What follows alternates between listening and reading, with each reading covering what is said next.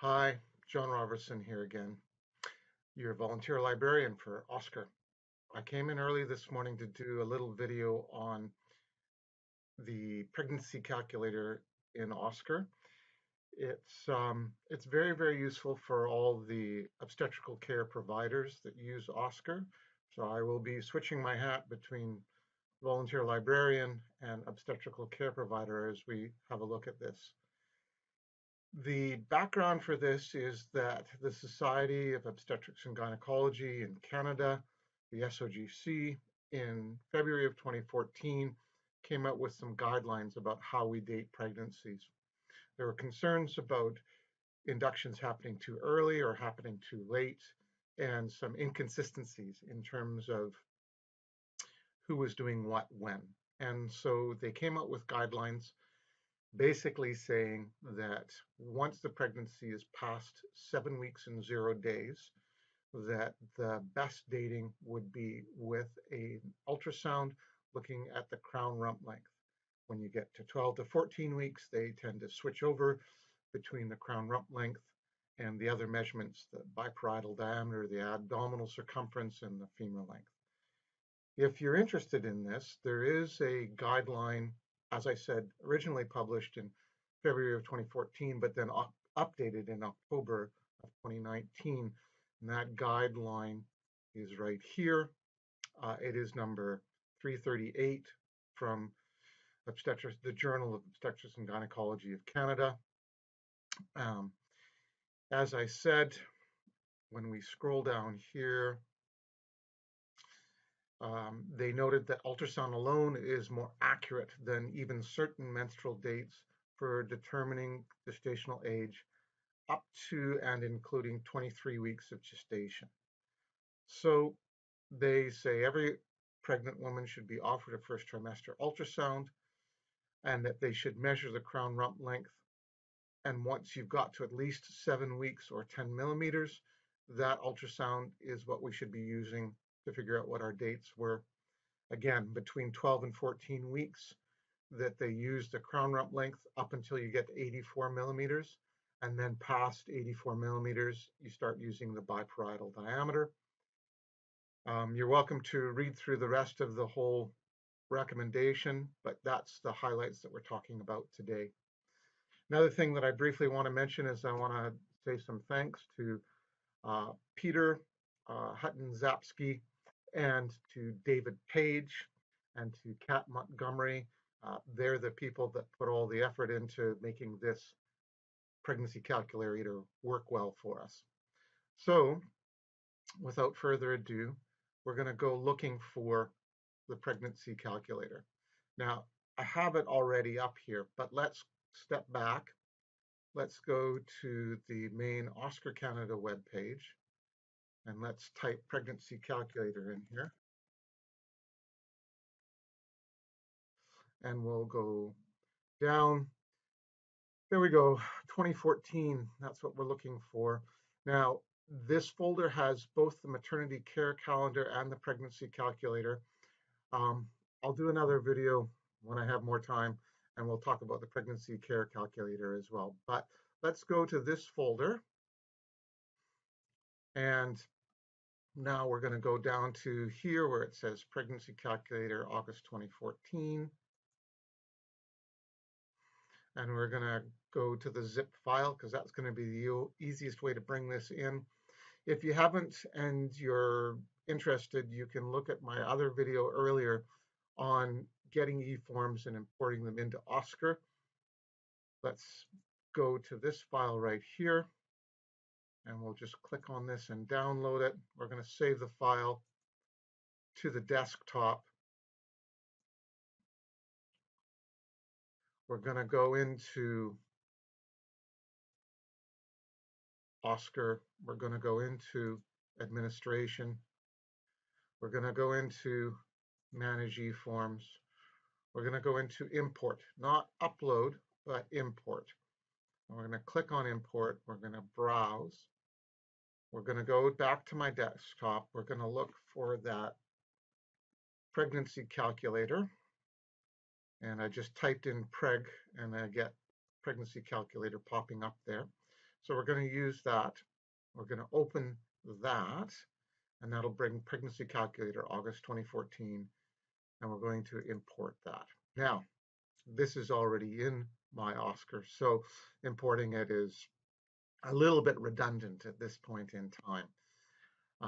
If you haven't imported it yet, by all means go in and do that. Once you've got it in, we can now go to a patient and we can do some calculations. So let's go, and we're going to say hello again to my favorite fake patient, Jessica Rabbit.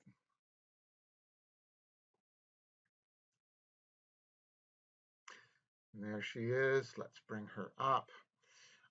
If you don't know, once you get into Oscar 15 and beyond, you can put pictures of your patients in. There's Jessica. Okay.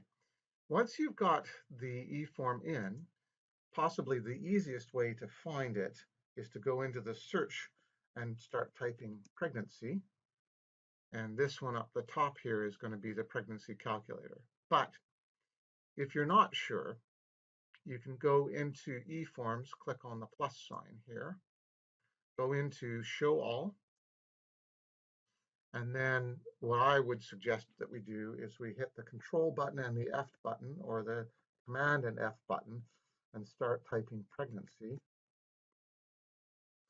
And then go through the files until you find the pregnancy calculator. And there we go, pregnancy calculator, February 2014. That's the one we're looking for. I'm going to click on this. There we go. Now, Jessica's had a lot of information put into her chart over the years, but we're going to put a new last menstrual period in. Let's go back a few months, July the 1st. And now we're going to calculate her due date based on her last menstrual period. So that would tell us that the 7th of April 2021, she will be 40 weeks gestation.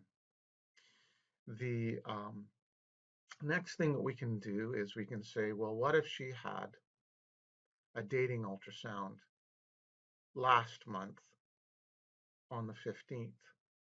And what if the crown lump length on that dating ultrasound was 20 millimeters? She would have been 8 weeks and 3 days then. This part is from Kat Montgomery. She went to the BC pages for crown rump length and gestational age. So this calculator is a little bit specific for British Columbia. It has the numbers specific to BC. Now, if your baby's born a couple of thousand feet up in Denver, then your baby's going to be smaller. If your baby's born at sea level, like in Vancouver, then your baby's going to be a little bit bigger.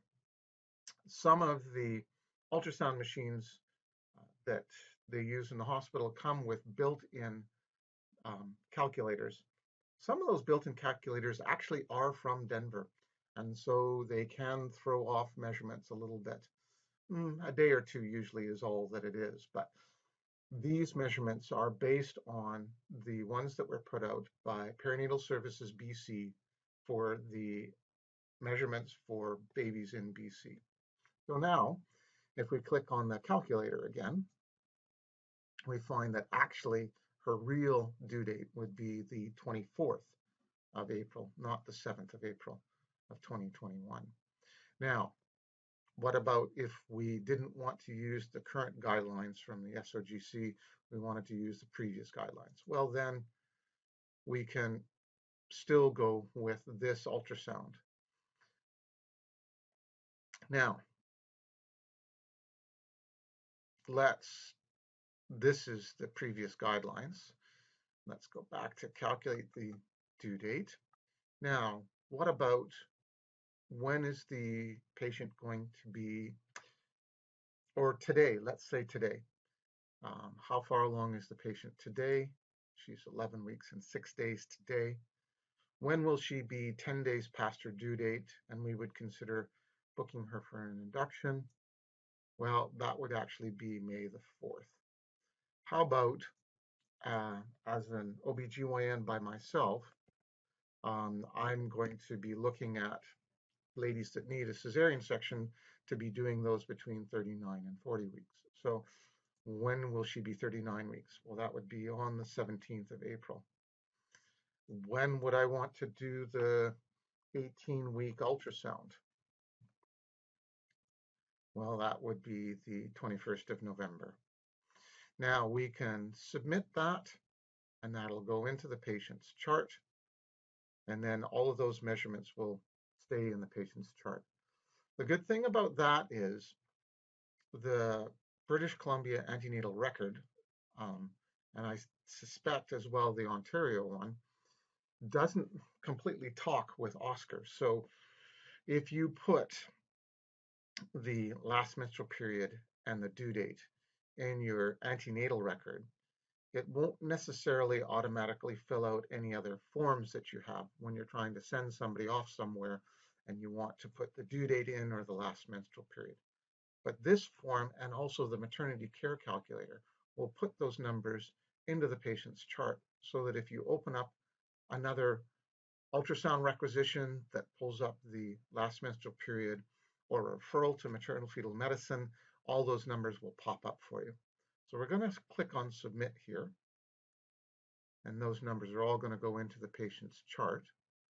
Get out of her eForm library, and we're going to go and we're going to find a referral form to maternal fetal medicine. We'll do Control F and we'll do MFM. And let's refer this lady to maternal fetal medicine. And there we go. Now her last menstrual period over here was the 1st of July. Her due date by, actually this is now just by ultrasound, but her last menstrual period and her ultrasound measurements are in there. Her due date by her ultrasound would be the 24th of April. That's already filled in for us. We don't have to worry about that. We can send this one off. That is my video, just a little introduction to the pregnancy care calculator. When I get a minute, I'll do up the maternity care one as well. Hope that was helpful for you.